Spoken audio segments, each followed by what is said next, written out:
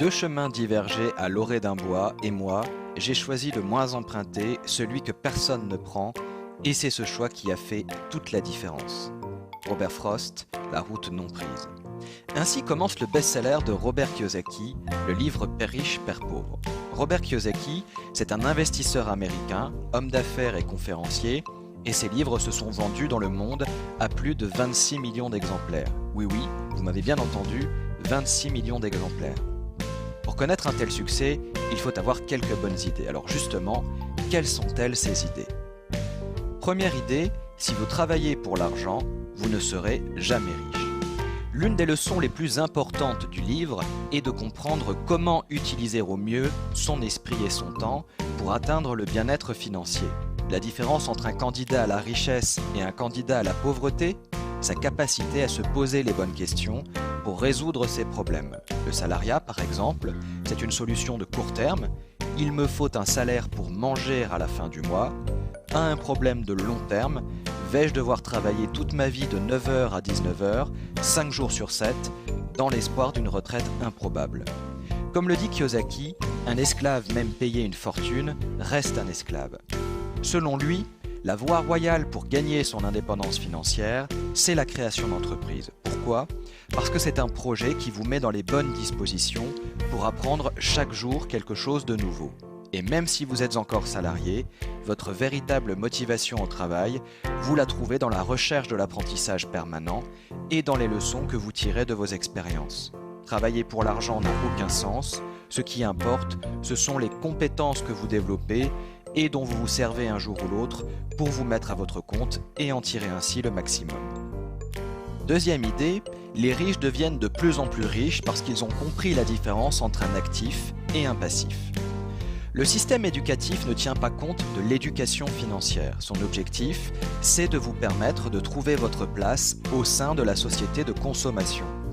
Vous suivez ainsi le schéma économique suivant: travail, salaire, consommation, travail. Autrement appelé rat race ou encore course de rats. Mais la véritable richesse, ce n'est pas combien vous gagnez, c'est combien vous parvenez à économiser. La course de rats est une image volontairement provocatrice qui reflète à merveille notre manque d'éducation financière. La première étape pour sortir de la course de rats, c'est de comprendre la différence entre un actif et un passif. Un actif, c'est quelque chose qui met de l'argent dans votre poche. Un passif, au contraire, c'est quelque chose qui génère des dépenses et sort de l'argent de votre poche. Les classes moyennes s'appauvrissent car elles ne savent pas faire la différence entre un actif et un passif. Évidemment, puisque personne ne leur a appris à le faire. Ce qui les pousse à acheter toujours plus d'éléments de passif sans s'en rendre compte. Un exemple, celui de la résidence principale. Contrairement à ce que pense la majorité des gens, une résidence principale n'est pas un actif. Pourquoi ? Parce que le flux d'argent que son acquisition génère est négatif. Si vous l'achetez à crédit, l'argent sort de votre poche pour aller dans celle du banquier, merci pour lui. Si vous l'achetez comptant, cela vous coûte un peu moins cher, mais l'argent sort toujours de votre poche pour l'entretien du bien. La clé du succès pour sortir de la rat race, c'est donc de comprendre la différence entre un actif et un passif, d'acheter des actifs générant des revenus réguliers et de maintenir vos dépenses à un niveau acceptable. Troisième idée, création d'entreprise et investissement immobilier, la voie royale pour quitter la rat race. À quoi cela sert-il de vouloir gravir les échelons de l'entreprise quand vous pouvez posséder l'entreprise ? Robert Kiyosaki s'est lui-même enrichi grâce à la création d'entreprises et à l'immobilier. S'il existe d'autres moyens de s'enrichir et de quitter la rat race, la création d'entreprises et l'investissement dans l'immobilier sont effectivement deux voies possibles et très efficaces, à condition d'en maîtriser les règles élémentaires. Kiyosaki a investi beaucoup d'argent dans l'immobilier à une époque où l'immobilier connaissait un début de cycle haussier, ce qui lui a permis, en plus de son aptitude à dénicher de bonnes affaires, de devenir rentier en l'espace de 3 années seulement. Dans ces conditions, il s'est ensuite libéré de la contrainte de son emploi salarié pour se lancer dans les affaires et faire prospérer son propre business. La conclusion principale à tirer de son expérience personnelle est que vous devez le plus tôt possible faire en sorte d'épargner une bonne partie de vos revenus pour ensuite les investir et commencer à générer des revenus passifs. Quatrième idée, différents types d'investisseurs pour différents niveaux de richesse. Pour devenir un investisseur professionnel, vous devez adopter le comportement du chasseur plutôt que celui du fermier. Bien que cela ne soit pas familier, le comportement du chasseur est bien plus proche de celui de l'investisseur professionnel car il sait comment saisir les opportunités qui se présentent au bon moment. Robert Kiyosaki explique ainsi qu'il existe deux types d'investisseurs.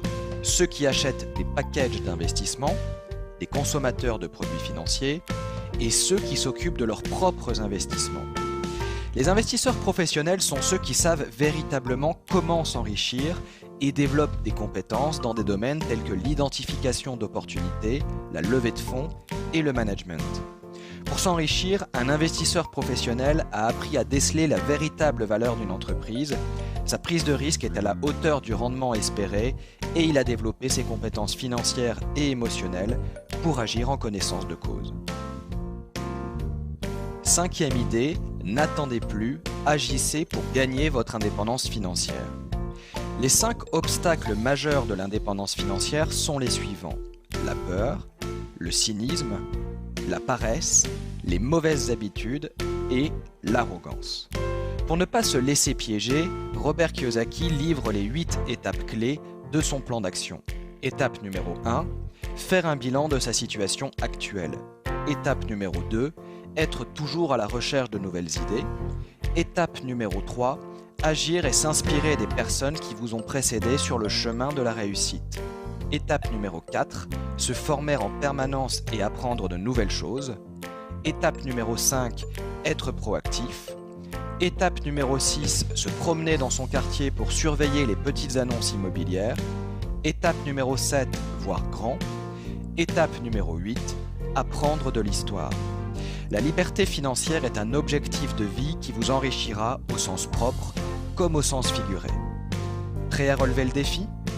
Alors si vous avez aimé cet épisode de l'EFP Radio Show, eh bien n'hésitez pas à cliquer sur j'aime. Et si vous souhaitez aller plus loin et bénéficier gratuitement de notre parcours de formation 7 jours pour gagner votre indépendance financière, eh bien il vous suffit de vous inscrire en cliquant sur le lien qui apparaît maintenant en haut à droite si vous êtes sur YouTube ou sur le lien présent dans la description de la vidéo juste au-dessus si vous êtes sur Facebook. Et je vous dis à tout de suite de l'autre côté. Salut!